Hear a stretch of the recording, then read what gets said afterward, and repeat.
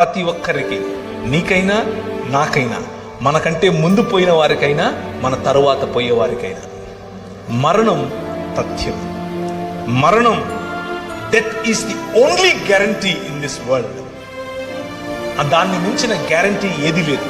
కానీ దానికంటే better guarantee ఇంకొకటి ఉంది.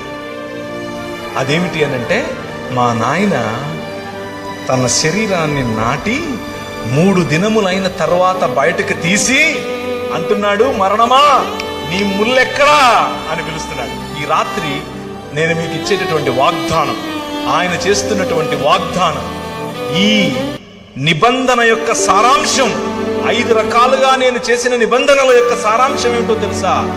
పునరుత్థానం, రూపాంతరము యొక్క చరమగీతం పునరుత్థానం, ఎప్పటికీ వాడిపోయినటువంటి శరీరాలు,